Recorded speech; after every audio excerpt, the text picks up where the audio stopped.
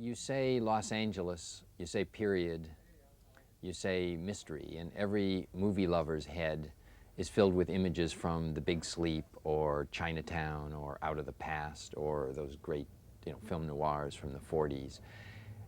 I love those pictures, but I wanted LA Confidential to be something different. I did not want it to be an homage to a style from the past or neo-noir, if you will. And equally importantly, I wanted it to be perceived as being something different so that I could get the financing for the movie. Because pictures that have tried to capture that world of film noir have tended to not do well at the box office, and consequently nobody's eager to invest in them. So what I did is I put together a little photo presentation using pictures, some of which I'd had for many years, others that I put together just for this purpose, so that when I sat down with Arnon Milchan for the first time, and I did this deliberately before he had read the script, I could show him these images and give him the look and feel of the movie that I hoped to make. And some of the images were from old postcards that I had collected over the years as a lifelong Angelino.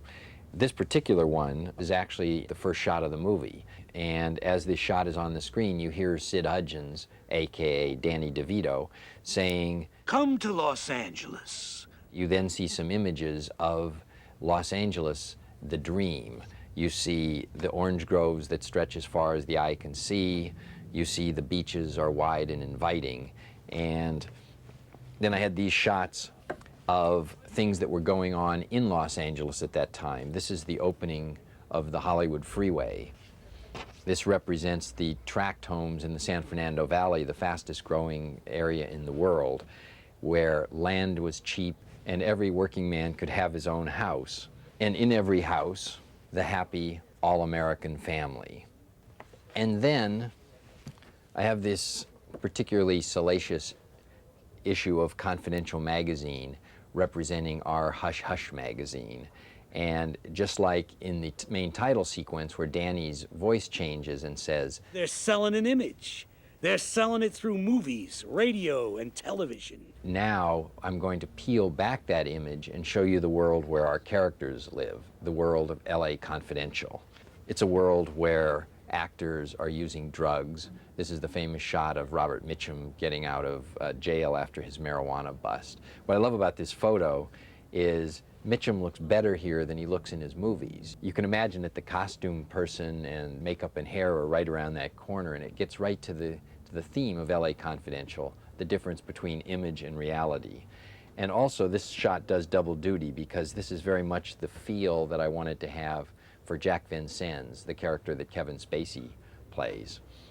And behind the image, there was real-life crime going on. This is the real Johnny Stompanato, dead on the floor of Lana Turner's house. This happened several years after our movie takes place. There really was a Mickey Cohen, a Johnny Stompanato, a Lana Turner.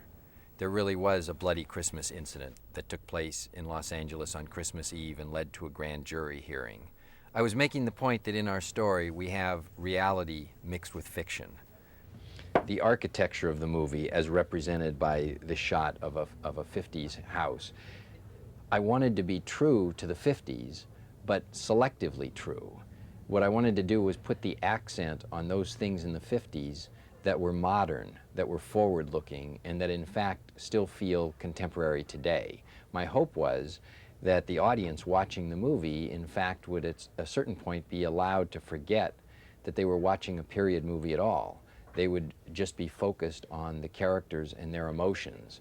I did not want to tell the story of LA Confidential through the lens of nostalgia. This is a publicity shot of an actor named Guy Madison.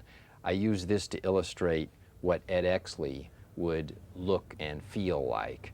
And I deliberately picked a couple of actors that most people wouldn't know because my dream was to cast an Ed Exley that the audience wouldn't know, that the audience would not already have an emotional history with, and they wouldn't know what to make of him until they discovered him through the course of the story. This is my stand-in for Bud White. This is an actor named Aldo Ray, publicity shot obviously taken at the beach. I later sent a copy of this photo to Russell Crowe in Australia once we had signed him, and I said, "Bud at the beach." And Russell kept this in his script until we started shooting. This is a photograph by a photographer named William Claxton of a jazz musician named Zoot Sims, who was playing here in Los Angeles. And again, I wanted people to see, as I showed these photos, that the clothes, the hair, and so forth, they look contemporary. Chet Baker and Jerry Mulligan were playing in Los Angeles in 1953, and I wanted to feature their music on the soundtrack. In fact, for the party at the Badge of Honor set, I found a couple of musicians who looked a little like Chet Baker and Jerry Mulligan, and we cut and dyed their hair, and we have them pantomiming their music while Jack Vincennes and Sid Hutchins are setting up the young actor with the DA. So, again, the accent was on the things that were modern in the 50s, the forward-looking time of the 50s, the time of the freeways, the time of television, a time when so many things were starting that are still with us today, the birth of tabloid journalism and so forth. The one exception to that is the character of Lynn Bracken, played by Kim Basinger. This, of course, is the real Veronica Lake. This character is selling her resemblance to the glamour of the past to her customers. And Lynn Bracken, of course, is the one character in the movie who knows who she is and what she's doing, where all the other characters are actually struggling with who they are and what they're doing. He had you cut to look like Veronica Lake. No. I'm really a brunette, but the rest is me. So I did this photo presentation to Arnon. At the conclusion of it, he said, "Let's make the movie." I said, "Just like that? You haven't read the script?" He said, "I see the movie in your eyes. Let's make it."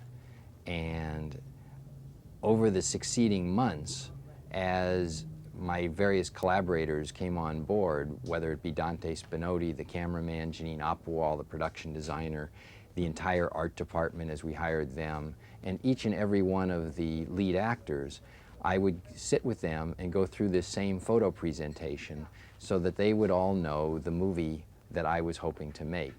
And with the actors, more often than not, I met them actually here at the Formosa, so that in the midst of the presentation I could say, and by the way, we're shooting a couple scenes right here in the Formosa. I did that because I wanted them to feel that LA Confidential would appear to be reality-based. My number one directive to each of my collaborators was, let's recreate Los Angeles in the way that we want it to be for LA Confidential. Let's pay great attention to the details. But then when we shoot the movie, let's act as though we don't care about the details. Let's push them to the background so that the characters and their emotions can be in the foreground. I didn't want the movie to be about the cars and about the set dressing. I wanted it to be about the people and their emotions.